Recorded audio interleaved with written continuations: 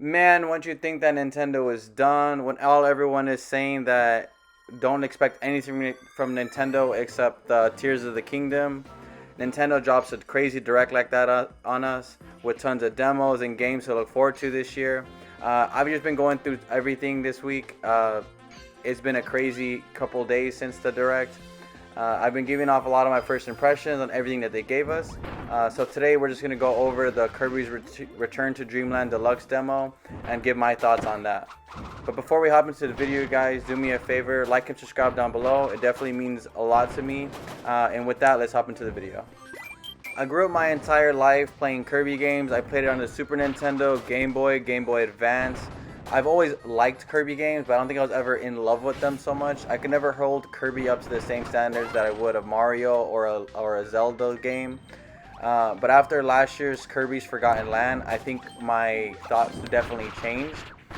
I really liked the game a lot, but I think the biggest thing that for me was a huge factor was I played that game with my son for the first time, and that was his actual first game that he played and enjoyed and was obsessed about. And I think seeing that kind of spark in him and the effect that Kirby had on him definitely gave me a softer spot for Kirby.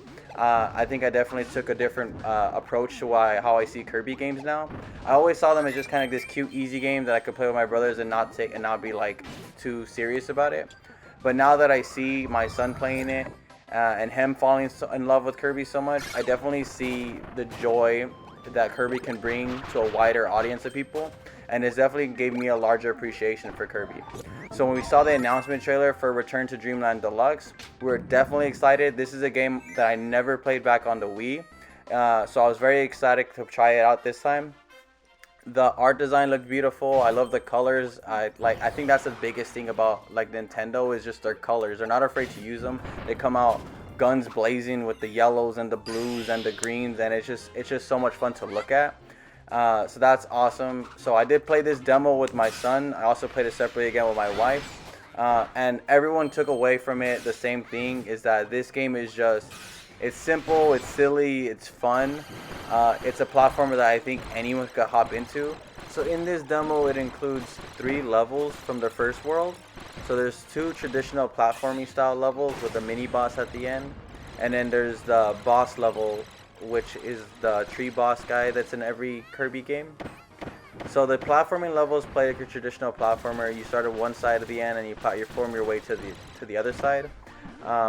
There's tons of power-ups that you can choose from on your way there, and I think that's kind of where the replay value comes in, is that if you play the game and you beat the level as like the fire power-up, then you can play again the next time as a sword power-up, and they all kind of play very differently, so I think that's really interesting, and it gives a little bit of wonder, especially if someone who doesn't really play Kirby games. There's definitely tons of excitement there.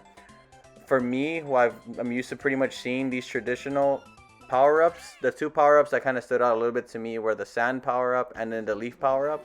Those are ones that I don't recall ever seeing in Kirby games, so those are really fun to see and try out. There's also this Indiana Jones one that I think added a little bit of puzzle solving to the games, where like he can throw his whip and catch items like through walls, and I think that was really cool to see.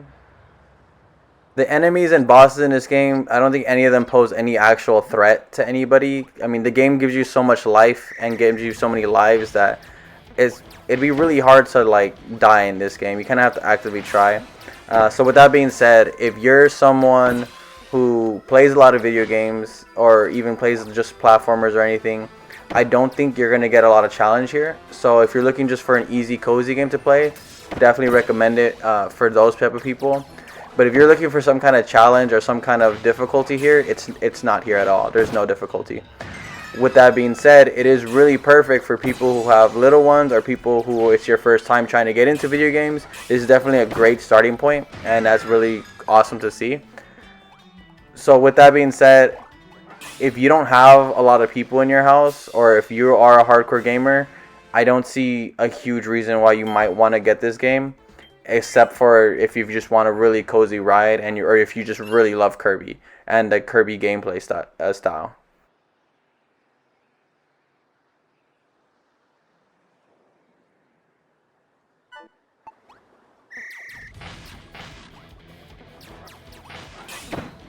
Another thing that was really fun was the mini games that are added to this game. So the two that are in the demo are the little shooter game, and then there's like a ninja shuriken target practice game.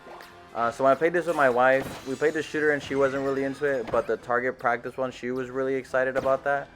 She kept trying to beat my high score, and I mean it wasn't happening, but she tried, and that was fun to see her get excited and competitive.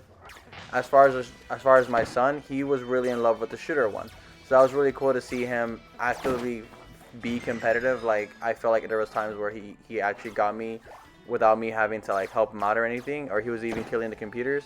So I think that's really fun to see. Plus, I have a really big family, and they're 4-player mini games, so I could definitely see myself with my brothers or something, just having a little bit of time and killing a little bit of time with the multiplayer mini games. So it's nice. It's a nice addition. I hope the other games that they have are really fun to try out. The only odd admission to this game is the lack of online capabilities. So I feel like this would be a perfect game for online. Like if the mini games were online, or even just a platforming, it might give it a little bit more of a reason why someone might want to pick it up. But without the online, if you don't have tons of people, if there's no way for you to get together with 3 other people, then it's a little harder to recommend. So after all that, the Kirby demo definitely solidified my excitement for this game. It was heartwarming to see my son's eyes glow up every time he would kill enemies or suck things up or deliver the final blow to the boss. And definitely I could see it in his eyes, just memories being had. And I can remember myself being that young and playing with my older brothers and just creating those memories. It was just kind of an amazing thing to see like actually happen in front of you. So with that, I definitely thank HAL Laboratories for bringing this game out to us. I'm definitely excited. I'm definitely picking this one up on day one. Hopefully the Magalore final, the prologue, whatever it is adds a little bit of difficulty so that I could have something for myself to look forward to.